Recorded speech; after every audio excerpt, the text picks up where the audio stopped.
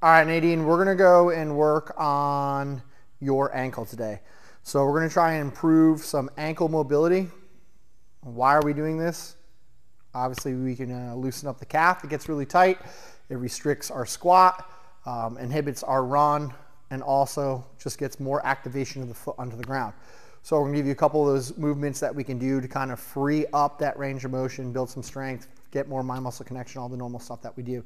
So the first one we're gonna do is a banded distraction on the ankle. I like to have that pretty much, actually have this one a little bit lower. Let's kind of pull that down. And then we're gonna just put that foot through, and I like putting this onto a bench. So when we have that bench, we get a little bit higher. Where we're gonna put that band is right in the crease here, so we want this a little bit lower, so it's right where this talus is hitting the fib.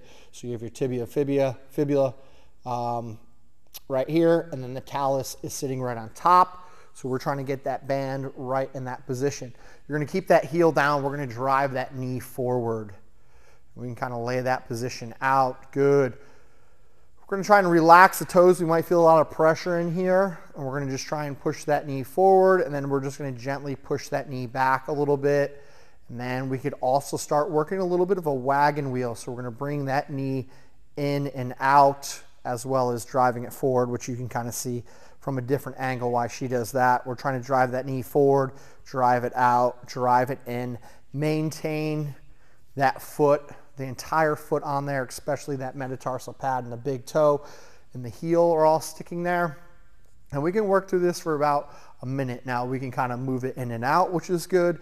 We can sit and hold, but I like having that band pull that down and back position, those muscles as well too, just trying to help align that ankle.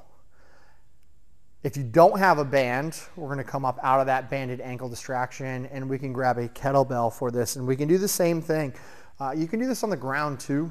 Like I said, I just like it in the elevated position personally.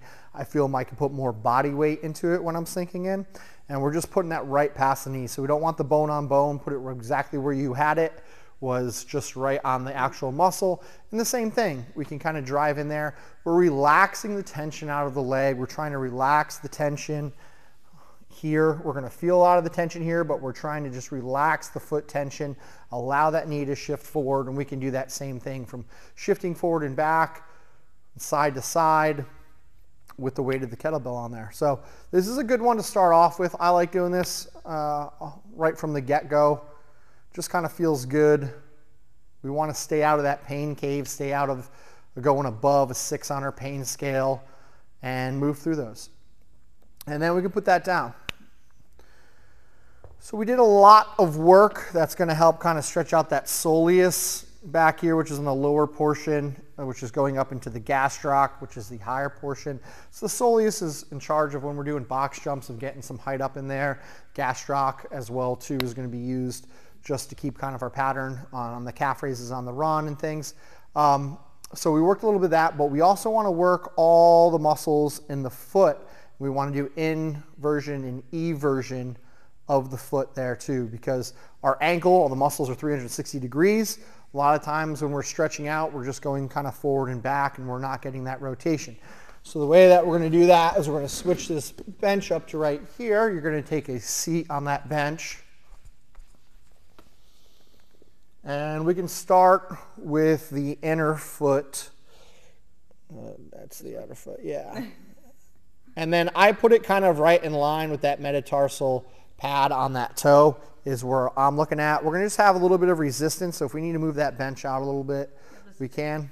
Just a little bit of resistance. And then I just start by kind of curling that foot in. So we're going to kind of just create inversion and eversion.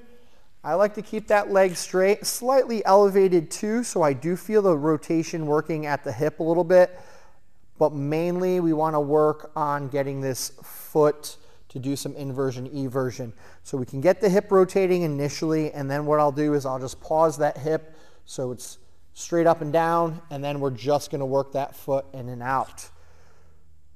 You can kind of a little bit funky to get that foot to do it, but we should be feeling all the muscles right around the ankle work. And then after we do a couple of those, I like to make some circles. So make some big, slow circles in one direction. And then we're going to go big, slow circles in the other direction.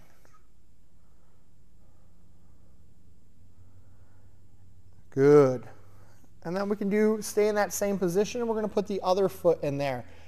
So just as we worked on the inside of the calf, we're going to work on the outside of the calf, the outside of the gastroc, as well as anterior tibialis, posterior tibialis that we could work too. But working on creating inversion and eversion, which can be a little bit tough on this foot, curling that in, flexing that out, curling that in, flexing that back out, and then we can go into those circles as well too. Big thing here is just see how that leg is moving. It can be going out side to side, that's okay. At the same time, if we can kind of lock that in, sometimes I make sure that this knee is locked out, so I pretty much tie up the entire chain and just allow that muscle to work. So a lot of that tension that's coming up right in here, the talus, the tibia, and fibula, we can free up by going through this range of motion and having that resistance. 3 sets of 10, something like that. Or do I just knock out 30 reps? That's a way to do it too and relax. So there's 2 ways to kind of loosen up those ankles. Next, we're going to go into some FHL raises and some single leg knee over toe raises, calf raises. This is going to fire up those muscles and help build that mind muscle connection.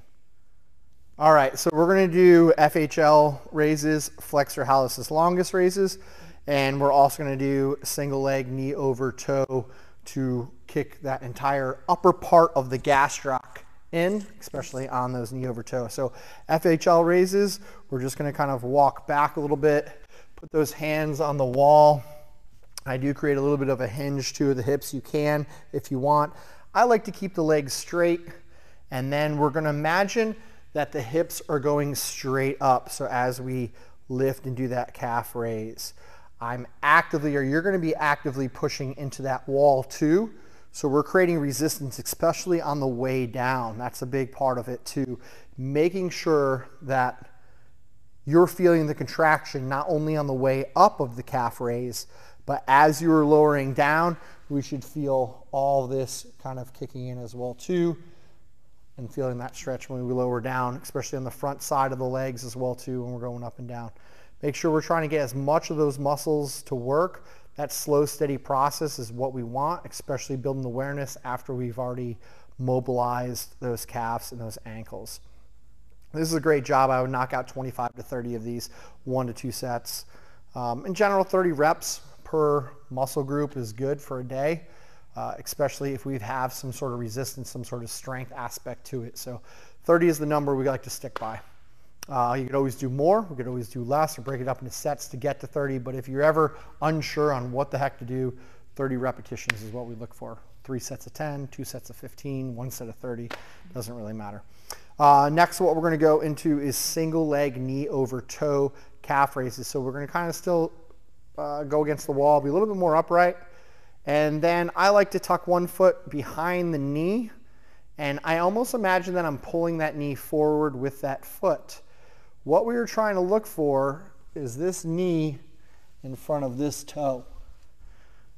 And we should feel that stretch kicking in the soleus and into the gastroc. Now, when we do the calf raise, your hips are going to be where they are right now. The hips are going to be in line with that heel. So let's do a calf raise, and we're going to imagine the body coming, or the leg coming up, not necessarily the body moving up. And then we're going to come back down. So if you look, her body does raise, and it's going to raise a little bit, but you're noticing that she's almost keeping that knee pushing forwards. You should feel this really high up in the gastroc, right? Mm-hmm. Good. Now, can you show me one where you're raising the entire body up, and rather than continuing to drive the knee? That's it, exactly. So notice how her knee almost extends back as she raises up, and you're taking the knee behind the toe at the raise. That is not what we want to do. We want to focus on that knee bend, hips in line with that heel, and almost that the knee is getting closer to the wall and the hips are staying in the same position. Good. And the higher up we can go, the better. Relax at the same time. If we have a hard time getting that full extension of that calf raise, you can grab onto an upright, hold onto something, support something on some dip bars, on a bench, and we can work that too to make sure we're getting that heel as high as possible over the toe so we can maximize the muscles, especially into that gastroc. So awesome job. A couple things we went over. Banded ankle distraction. Great thing to start off with, driving the knee forward, getting that knee over the toe, stretch out that calf and soleus.